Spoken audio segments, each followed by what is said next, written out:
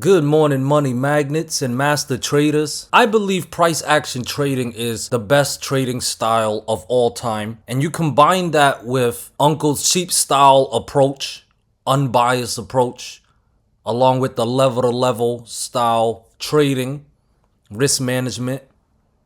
You have yourself an incredible, awesome trading plan. But simplicity is what it's all about. For me, if a level clears resistant, we want to look to long, level to level style. And if it breaks down on support, we want to go short, level to level style. And if a setup gets invalidated, you cut your loss. Simplicity is a blow to the ego because all of us have been taught that in order to achieve greatness, we have to work hard.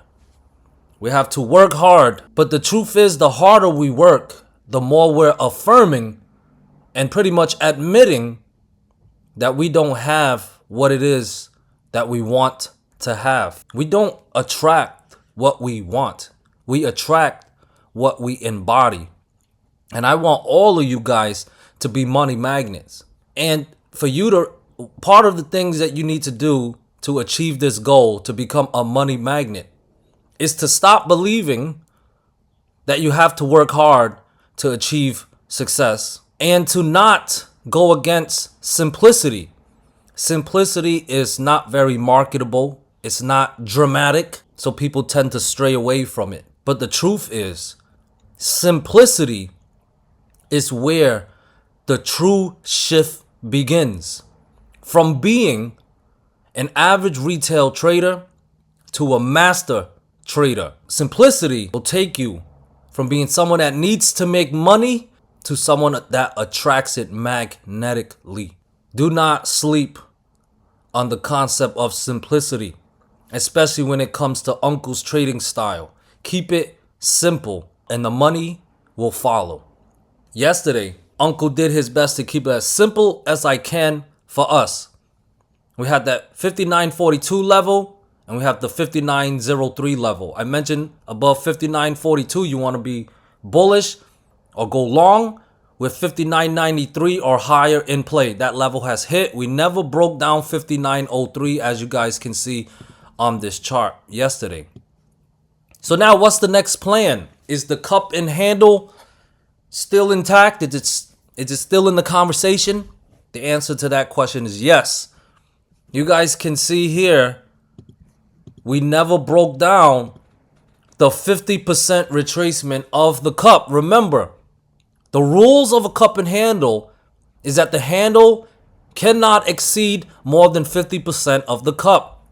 We went and we back tested that area and found buying pressure. And now here we are, for the third time it looks, back at the top of the potential cup, the sell zone. The level to watch right now is 59.93 and also the big 6,000. If we can clear those two levels today, more upside is possible. So what does that mean? If you're one of the people that followed Uncle's simplistic plan of being long above 59.42, if we clear 59.93, keep holding on to your longs.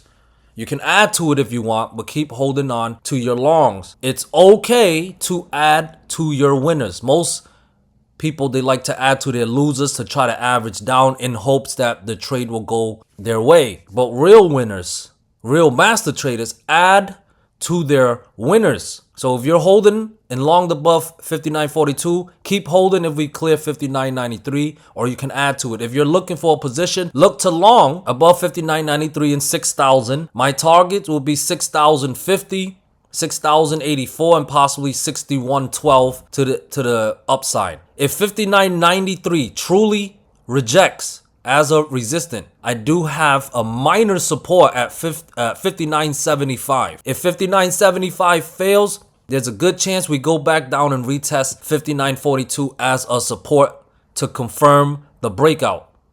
If it holds, obviously it'll be bullish overall, but if it breaks down 59.42, I would lean bearish. I would lean bearish in favor of 59.03, 58.75, and 58.47 being tested as a support. And keep in mind, below 58.75 invalidates the cup and handle, which would then turn me to bearish on futures. So let's keep this simple Simplicity, guys. 59.93 and 6,000 clears, look to long.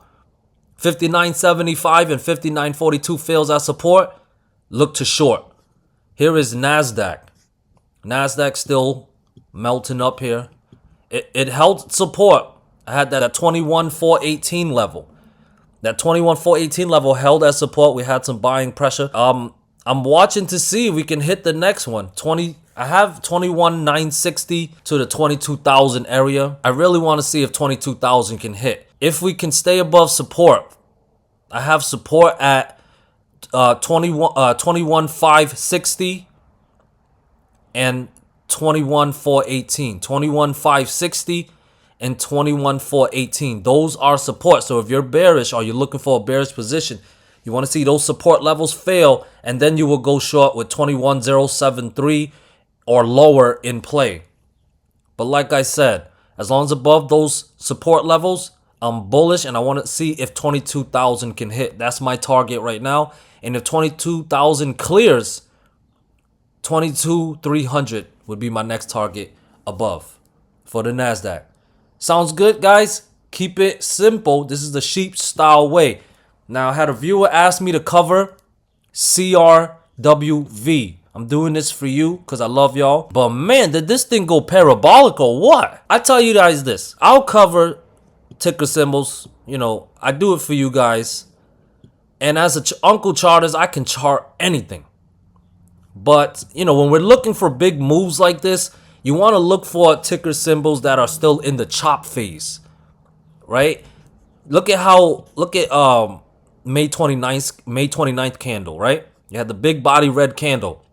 And then you had May 30th and June 2nd's candle, which was within the range of that May 29th candle. That's an inside candle setup. And what do inside candle setup mean? It means it's in the chop phase. So that's when you want to look at ticker symbols. It's when they're in the chop phase, because when they're in the chop phase leads to the trend phase. Look at what happened when it took out the mother candle's high. The mother candle's high was at 130.76. Took that level out and it went parabolic. So when it's like this, when it already went parabolic, you have to think like, yeah, you already missed the move. So now the next thing you look at is, okay, well, can it continue? Can it reverse? Or will it stall? Will it pause after a big pop like yesterday? That's the next thing. Is you miss one setup, you just look for the next setup. So that's what we're going to do here for CRWV. Unco has support at 157. That's a Fibonacci support. Now, how did I get these Fibonacci level? I started from the top of this big body green candle, and I brung the fib levels down to the bottom. That's it. Simple. And it gave me Fibonacci extensions to the upside. So I got 157 as a support. So if you're going to go short, you want to see 157 fail as support. 155, 153, 151 or lower would be in play. We could possibly drop all the way down back down to 145. But it would start with a breakdown of 157. Now, if it continues to go parabolic, 157 must hold as a support. And the next resistance is at, I have 160.8. That's what I have, 160.8. If it clears, 164, 167, 170, and 171.5 would be my targets. So for me, it needs to clear 160.8 for more upside, if it's for a sign of continuation. If it decides to chop, the range I would want you guys to watch is 157 to 160.8. That's the potential chop range that I'm watching. If CRWV spends its time within that range, I'm neutral. I'm neither bullish or bearish. But if we can clear 160.8 bullish and break down 157, pullback time, bearish. Does that make sense, guys? I hope that made sense. I hope you found value in today's video. I love y'all. Let's keep attracting the money. Peace.